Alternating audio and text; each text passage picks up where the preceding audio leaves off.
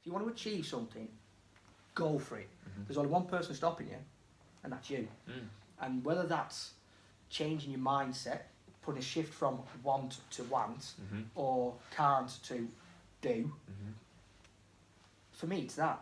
You wake up in the morning in a happy place. If you wake up thinking you can do something, you'll do it. Yeah, you start from there. If you wake up in the morning saying, well, I could do, what's the chances of it actually happening? It's amazing how, revert back to being a lad, if you like, I want to go out tonight and get drunk. I'm gonna. And you do. Yeah. Some nights, you'll go, do you know what, I'm going out for a couple of pints, and you end up having fantastic nights out because you've just let it go and been with your mates and enjoyed the environment and the atmosphere, and you've got absolutely smashed. And you woke up the next day and go, how good was that? We wasn't expecting that. No, you're just open to it. But your head doesn't think.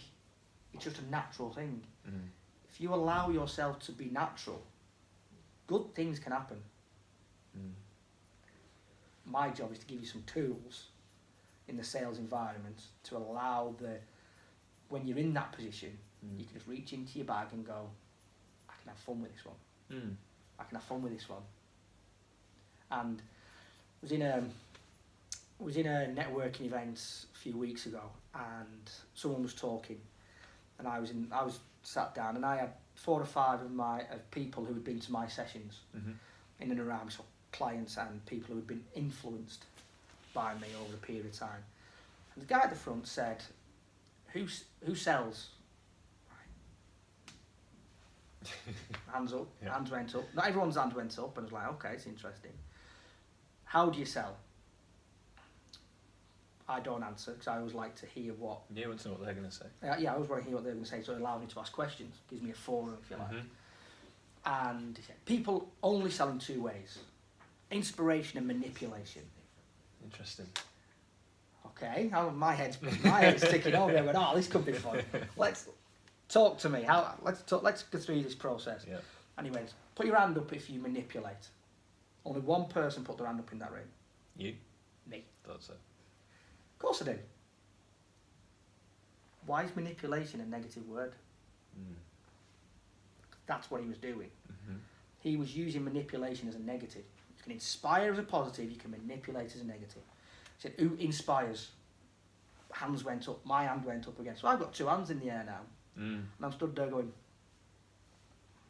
let's have a conversation. I'd love to have this conversation. And he was going, there's only one way to sell. Inspiration. Interesting.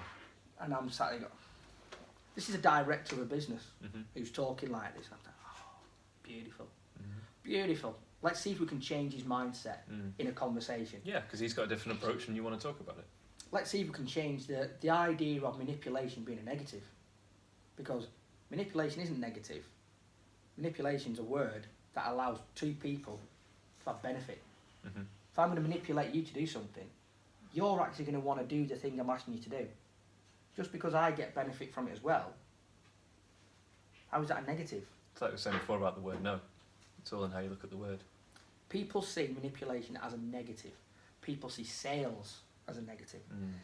And I think over time, so I'll probably cover that in a little bit, but if we touch on inspiration and manipulation, it's the same thing. Okay.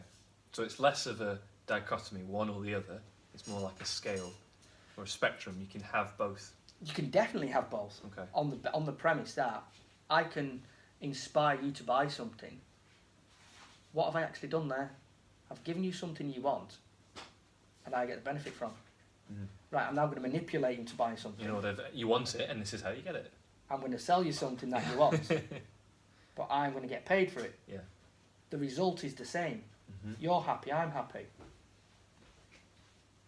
I understood to a point what he was saying, but to have 2 total ends of the spectrum, I felt was wrong. And to label it manipulation, fine, but not to give the connotation it was being implied with. Yeah. Manipulation, when your heart stops, what does a doctor do to it when he opens your chest? It tries to restart, it manipulates it. He manipulates it. Yeah. Is that negative? Definitely not. Yeah. So really, what's coming across is what it sounds like is for yourself and the way you look at things. You're willing and able to embrace these words, these difficult concepts, get comfortable with them, really understand them, and almost kind of re-educate people by saying, "You think you know that word? Let me just expand on it a bit in a kind of relaxed way, a kind of non-confrontational way. Let's have a chat about it, and maybe through that we can get to a better." I remember the first time we talked about it, and I understood the word better than when we'd had the first meeting. So it does serve a purpose, doesn't it? Of course it does. And you brought up the word educate. Then, for me, that's step 6 on the sales process. But that is probably the most important bit of the sales process, is the education. That they know something they didn't know before. Exactly. If I can show you something or tell you something that you didn't know before, are you going to be more willing to listen and trust me? Yes. So when I get to that close, that really tricky bit, that horrible bit that no one likes doing, they've already said yes, because you've educated them.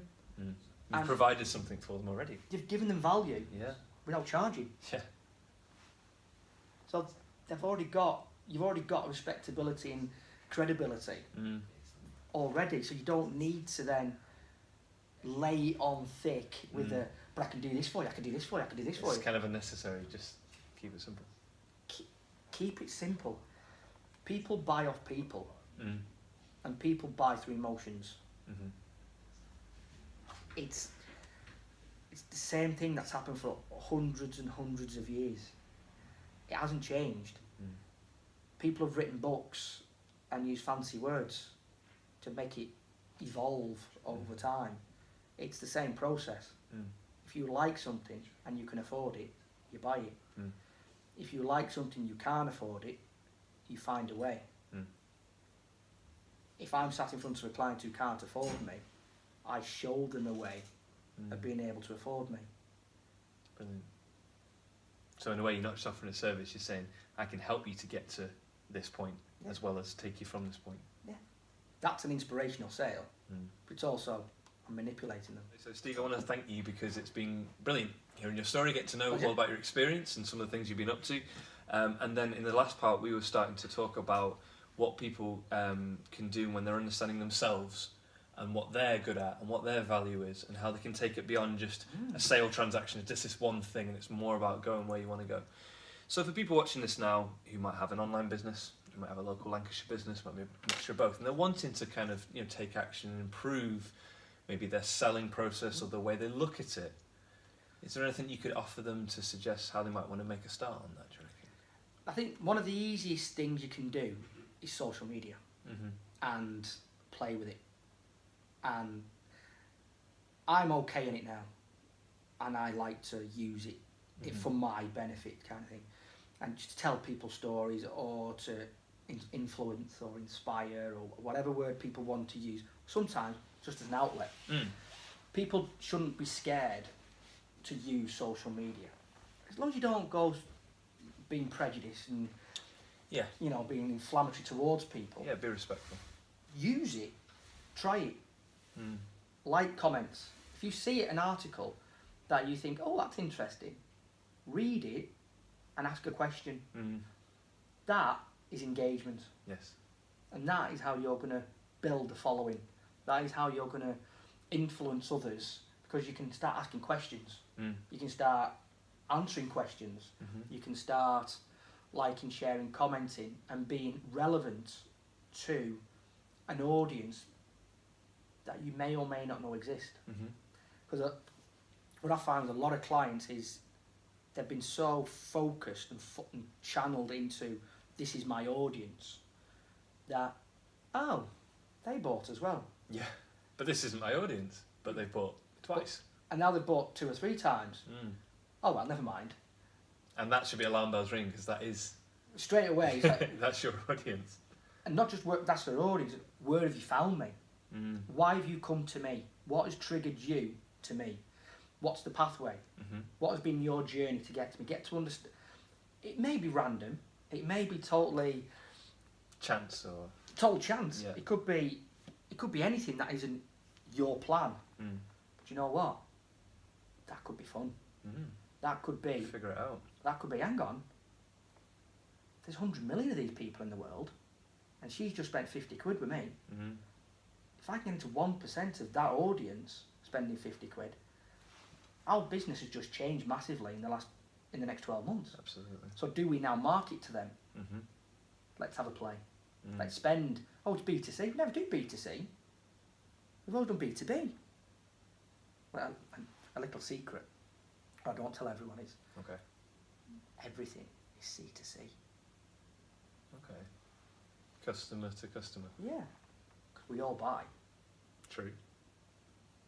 So if you see yourself in that way, it can help you to understand it a bit better. Yeah. Rather than limiting yourself, saying we only do this or Yeah. this. Why did I buy this product?